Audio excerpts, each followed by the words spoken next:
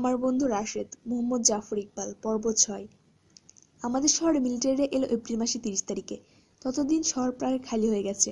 রাস্তাঘাটে মানুষজন বেশি নেই, দোকানপাট বন্ধ।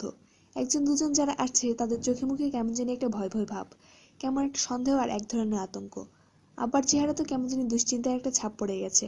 আমি যখন আশেপাশে থাকি না তখন আম্মার সাথে নিচু গলায় কথা বলেন আর মাথা নাড়েন। মিলিটারি এলে কি হবে সেটা নিয়ে আব্বার মনে নানা রকম দুশ্চিন্তা। যেদিন মিলিটারি এলো সেদিনটাও ছিল ঠিক অন্য দিনের মতো। নীল আকাশ, পরিষ্কার একটি দিন। গরম বাতাস, শুকনো ধুলো উঠছে চারিদিকে। বেলা ১১টার দিকে একটা গুজব ছড়িয়ে গেল, মিলিটারি গানবোট এসে থেমেছে নদীর ঘাটে। হাজার হাজার মিলিটারি নামছে গানবোট থেকে, দৈত্যের মতো এক একজনের চেহারা। আমার একটু দেখার কৌতূহল হচ্ছিল। আব্বা গম্ভীর গলায় বললেন, খবরদার ঘর থেকে বের হবি না। আমি তাই ঘর থেকে বের হলাম না, জানালার কাছে বসে রাস্তার দিকে তাকিয়ে রইলাম। রাস্তা খালি, কোনো মানুষজন নেই, একটা রিকশাও নেই কোথাও। দুপুরবেলায় দেখলাম খান বাহাদুর দুইজন মানুষ নিয়ে সড়ক ধরে হেঁটে যাচ্ছেন। খানিকক্ষণ দাঁড়িয়ে একটা রিকশার জন্য অপেক্ষা করলেন বলে মনে হলো, কিন্তু আর রিকশা পাবেন কোথায়? রিকশা না পেয়ে আবার তারা হাঁটতে শুরু করলেন। দেখে মনে হয় নদীর ঘাটের দিকে যাচ্ছেন। রাশেদ তাহলে সত্যি কথাই বলেছিল, একেবারে খাঁটি পাকিস্তানি দালাল। তবে আমার স্বীকার করতেই হলো, খান বাহাদুরের সাহস আছে। দৈত্যের মতন চেহারার পাকিস্তানি সৈন্যদের সাথে দেখা করতে বুকের পাটা লাগে। খানিকক্ষণ পর হঠাৎ গোলাগুলির শব্দ শোনা গেল। অনেক দূর থেকে আসছে, কিন্তু গোলাগুলির শব্দ, তাতে কোনো সন্দেহ নেই। যেরকম হঠাৎ করে গোলাগুলি শুরু হয়েছিল ঠিক সেরকম আবার হঠাৎ করে নেমে গেল। তারপর আর কোনো শব্দ নেই। আব্বা দরজা জানালা সব বন্ধ করে দিলেন। আমরা ঘরের ভিতর চুপ করে বসে রইলাম। আব্বা পায়চারি করছেন, আম্মা চুপচাপ বসে আছেন, কারো মুখে কোনো কথা নেই। আমার পেটের ভিতরে কেমন যেন পাক দিতে থাকে, এক এক মুহূর্ত মনে হয় এক এক ঘন্টা। বেলা ৩টার দিকে হঠাৎ দরজার শব্দ হলো। আব্বা ভয়ে ভয়ে দরজা খুলে দেখেন রাশেদ দাঁড়িয়ে আছে। অবাক হয়ে বললেন, সে কি, তুমি এখানে কি করছো? রাশেদ ভিতরে ঢুকে বলল, খুব পানির তেষ্টা পেয়েছে। আমি এক গ্লাস পানি এনে দিলাম। ঠকঠক করে পুরো গ্লাস শেষ করে আমার দিকে তাকিয়ে বলল, বাইরে যা গরম। আব্বা বললেন, এমন দিন তুমি বাসা থেকে বের হলে কেন? বাসায় যাও তাড়াতাড়ি। যাব। তোমার বাসায় চিন্তা করবে না? না। আব্বা অবাক হয়ে একবার রাশেদের দিকে তাকালেন আর একবার আমার দিকে তাকালেন। রাশেদ খানিকক্ষণ নিচের দিকে তাকিয়ে থেকে হঠাৎ আমার দিকে তাকিয়ে বলল, মিলিটারিরা খান বাহাদুরকে মেরে ফেলেছে। আব্বা ভয়ানক চমকে উঠে বললেন, কি কি বললে? রাশেদ নিচের দিকে তাকিয়ে আবার বলল, মিলিটারিরা খান বাহাদুরকে মেরে ফেলেছে। তুমি কেমন করে জানো? আমি দেখেছি। আব্বা শুনে একেবারে লাফিয়ে উঠে বললেন, তুমি দেখেছো? রাশেদ মাথা নাড়ল। কোথায় দেখেছো? নদীর ঘাটে। আব্বা খানিকক্ষণ কোনো কথা বলতে পারলেন না। অবাক হয়ে রাশেদের দিকে তাকিয়ে রইলেন। একটু পর নিজেকে খানিকটা সামলে নিয়ে জিজ্ঞেস করলেন, তুমি নদীর ঘাটে কি করতে গিয়েছিলে? মিলিটারি দেখতে গিয়েছিলাম। তুমি একা? হ্যাঁ, সড়কের পাশে একটা নারকেল গাছ আছে, তার পিছনে লুকিয়েছিলাম। তুমি নিজের চোখে দেখেছো খান বাহাদুরকে মেরে ফেলেছে? হ্যাঁ। রাশেদ ফ্যাকাশে মুখে একবার আব্বার মুখের দিকে তাকালো, আরেকবার আমার মুখের দিকে তাকালো।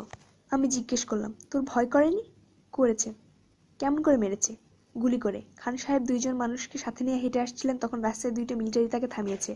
খান সাহেবের সাথে কি সব কথাবার্তা বলেছে, তারপর খান সাহেব যেই সামনে হেঁটে যেতে চেষ্টা করেছেন, মিলিটারি দুইটা বন্দুক তুলে গুলি করতে শুরু করেছে।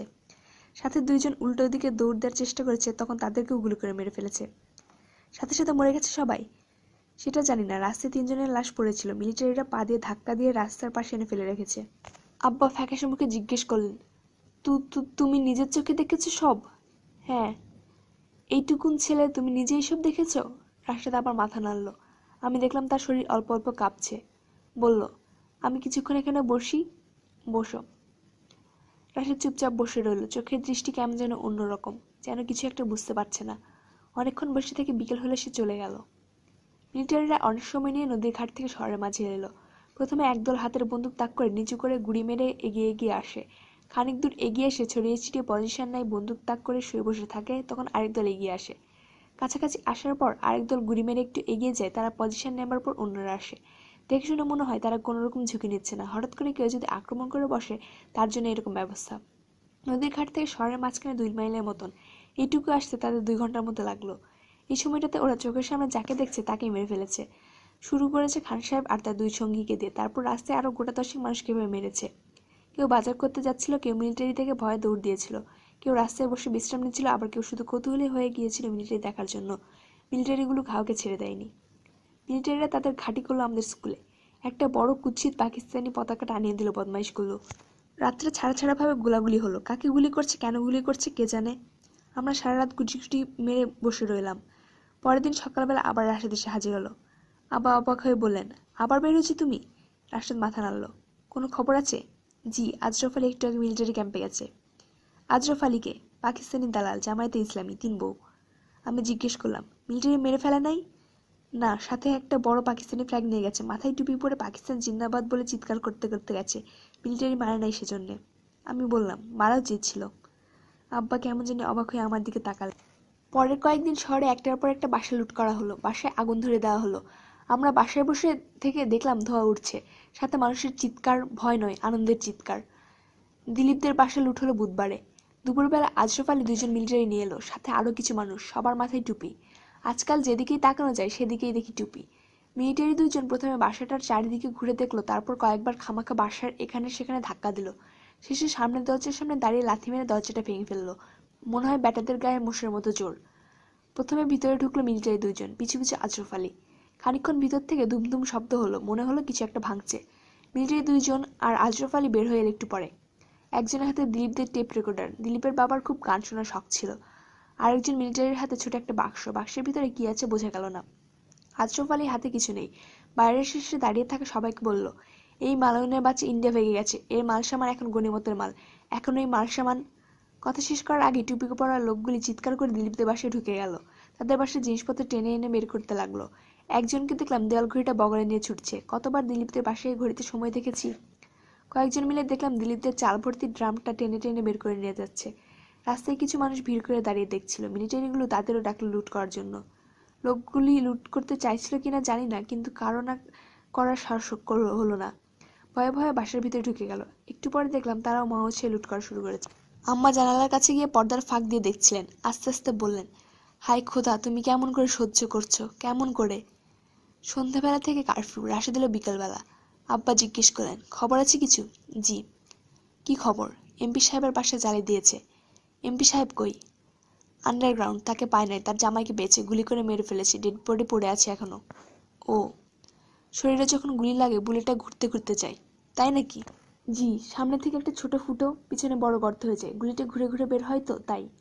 আব্বা ঢোক গিলে বললেন, ও। রাশেদ মাথা নাড়ল।